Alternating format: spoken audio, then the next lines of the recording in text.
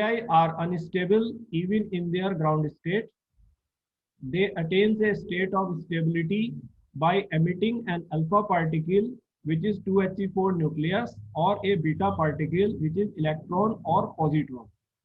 The emission of alpha particle or beta particle leaves the daughter nucleus in an excited state which comes to its ground state by emitting electromagnetic gamma radiation.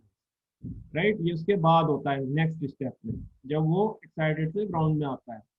The spontaneous emission of alpha particles, beta particles और gamma radiation from the nuclei of some elements is called radio activity.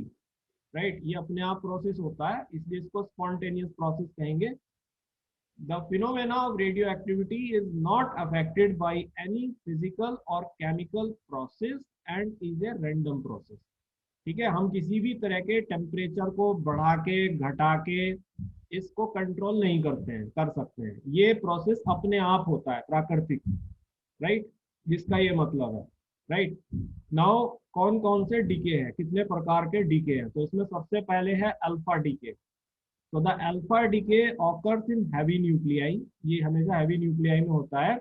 It transforms A nuclide ZXA into another nuclide Z-2 YA-4. ठीक है, तो please note this. इससे पहले मैं अगली slide पे चलूं. ठीक है, तो एक तो अल्फा डीके हो गया.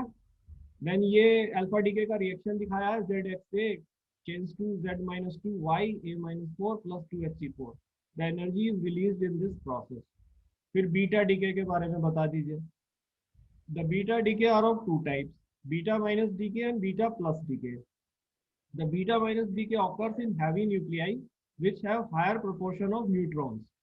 In beta minus decay, a neutron inside the nucleus decays to a proton, and in this process, an electron and another particle called antineutrino are emitted. So ये न्यूट्रॉन चेंज हुआ to proton plus E minus plus mu bar, ये anti neutrino emit हुआ. जबकि इन beta, ये जो beta minus DK है इसमें हमारा जो एटॉमिक नंबर है, ठीक है, वो 1 से इंक्रीज करेगा. क्योंकि मैंने आपको कारण बताया इसका, प्रोटॉन बन रहा है तो एटॉमिक नंबर 1 से बढ़ेगा, न्यूक्लियॉन सेम रहेंगे.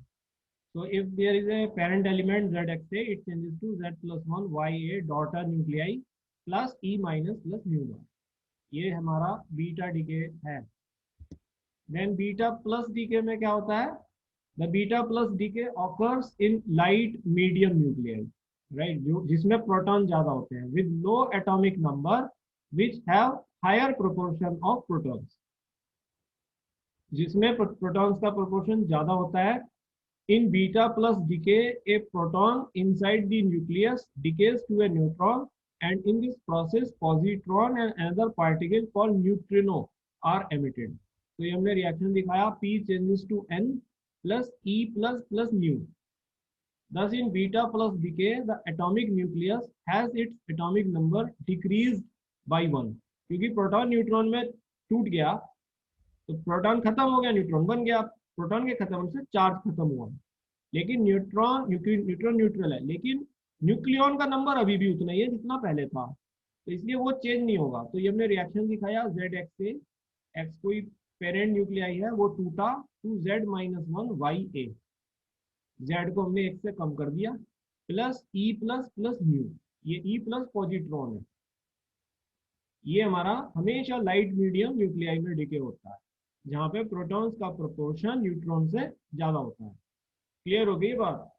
तो ये अनस्टेबिलिटी का कारण है और यही कारण है कि लाइट मीडियम में बीटा प्लस और हैवी में बीटा माइनस क्यों है, because of the difference of proportion of neutrons and protons.